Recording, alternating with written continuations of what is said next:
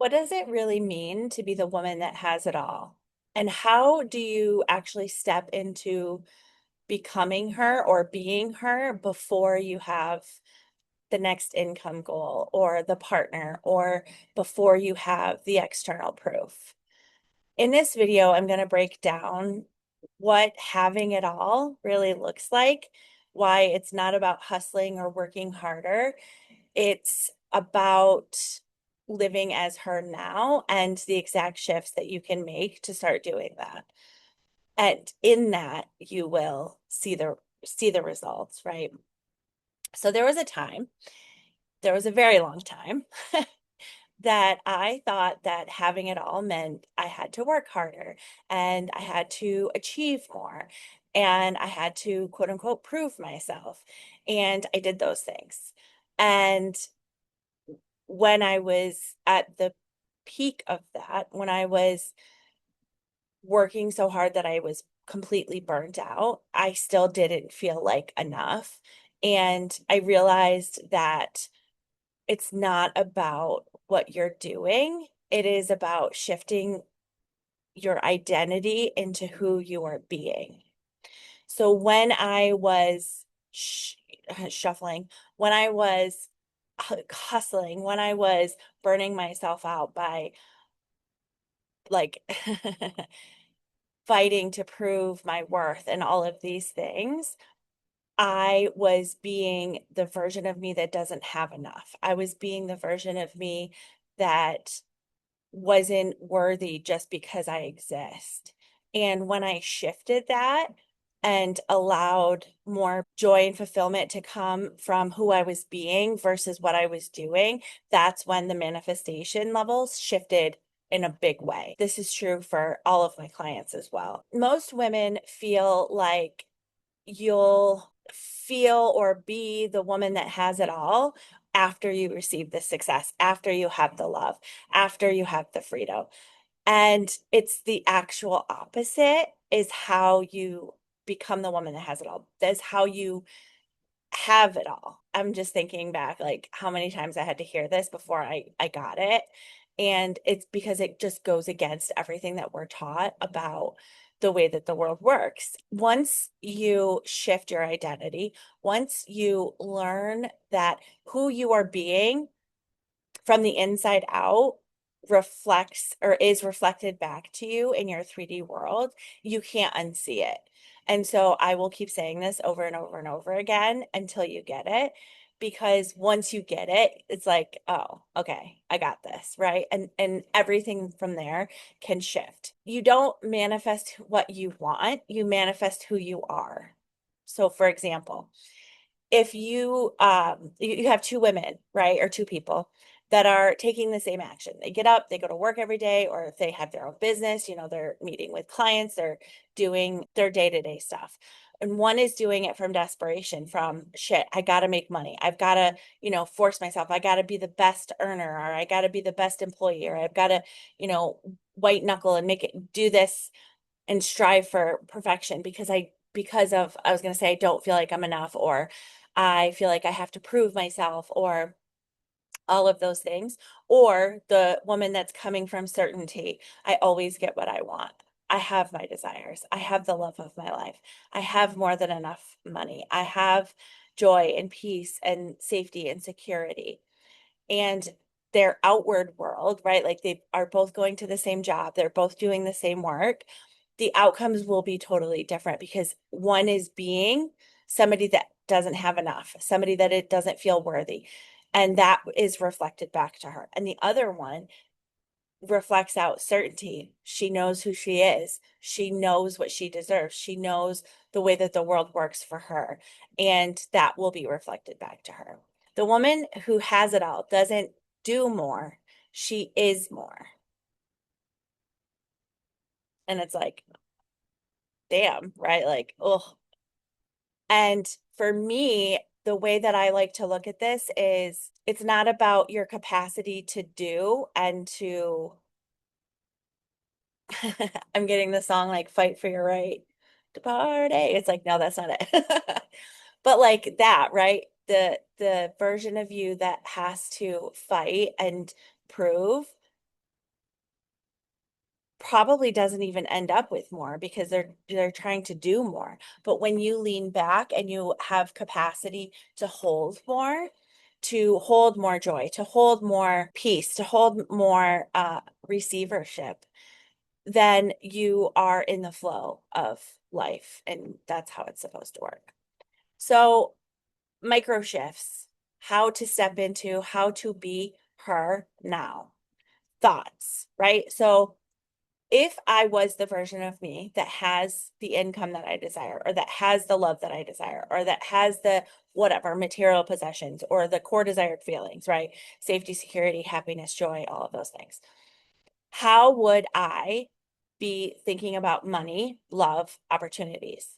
So, me in the identity of not enough, I would be like, well, there's not enough money and there's scarcity. And it's like that will be reflected back to you.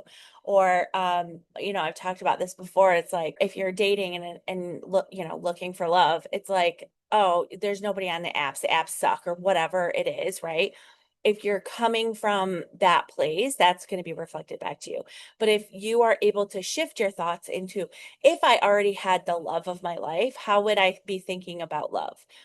I would probably feel less annoyed by the thought of it, right? Like I wouldn't be like, fuck, I gotta go on a first date again, right? It'd be like, no, I'm really excited to go on this date. Like, right? Shifting your thoughts around it and being conscious about the thoughts that you're having. So it's not that you're gonna never have a negative thought again. It's, oh, I see. I've spent all day thinking shit about money or about love or about, my circumstances. Okay, so tomorrow I'm going to wake up and I'm going to do better. It's being intentional about and do better. It's not that one's better or worse, but I'm going to be more intentional about my thoughts and catching the negative thoughts or the less helpful thoughts, less than ideal thoughts as they come. Language. How would that version of me speak to herself? How would I speak to others, right? Not like, oh, I hope this goes well, or oh, I have to go to work, or, it's like this less than ideal, shifting into I decided today's a great day. I decided this date's going to go wonderful. Whether he's my person or not, it's going to be great. Right? It's shifting the way that you talk about your life and yourself. Choices. If the version of me that I'm desiring to be has the relationship I desire, what would I say yes or no to? Well, I would probably be more willing if I knew that I was in the relationship of my dreams. I would not be afraid to go on first dates. I would not be pessimistic about love. How many of us, how many people come to me and they're like pessimistic about love, and it's like, well, you're not gonna find love when you're not believing that it exists, right? Which is not completely true, but and the same thing is true about money. It's like, what would I say yes or no to if I had the income that I desired? What would I say yes or no to? Well, I wouldn't. This doesn't make sense like to my logical brain. It's like it just doesn't make sense to me, but it also I've experienced it, so I know that it's true. Well, if I had the income, I wouldn't be spending money on stupid shit. Okay, so then why would you be doing it when you don't have the income? And it's like, because I'm in the identity of not having enough, so therefore I have to create that. And that is one way to do it, right? Ask yourself, like, what would she do? What would I do if I had it? In tiny moments throughout your day, like ordering coffee or answering emails or making business decisions. Who would I be, or how would I answer this, or how would I show up in these everyday moments? And it's not like you have to be doing this 24/7. It's just doing it more than you currently are. And then it becomes habit, it becomes routine, it becomes a fun game, even. So if you want extra help to do this, you can do like a mini meditation where, excuse me, you close your eyes. I like to just like, you know, firmly plant my feet on the ground, feel the chair below me, feel myself being supported, and take a few deep breaths into your nose and out your mouth and just center.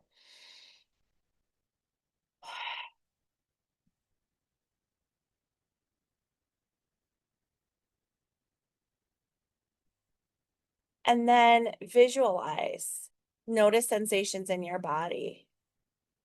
Imagine yourself walking into the room as the woman or man that has it all, that has the success, that has the income, that has the love, that has the attention, that has the circumstances of your dreams, of having it all.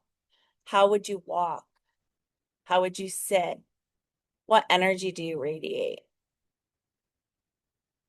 Doing this a few times a day, even once a day, but a few times a day, calling up the sensations in your body of what it feels like to be her now, then you will move forward in your day being that version of yourself. And this is how you manifest. This is how you create a completely different life for yourself. When you are doing this, your outer world has to shift. It has to shift. It might not be instant. It might take some time because you've been a certain way your entire life and then you shift. Sometimes it is instant, but oftentimes it takes time to like build up and shift, but it will. It has no choice. Life has no choice but to shift and reflect your inner world. So, becoming the woman that has it all is not about waiting for proof. This is such a pain in the ass part of doing this work because that's how we've been taught to navigate the world, right? External proof. But that's not how it actually works. It's about deciding and embodying her now, today, in every small choice. That is when life rearranges to meet you. So I'd love to hear in the comments, what is one shift you're making today to step into being the woman that has it all? And I will see you in the next video.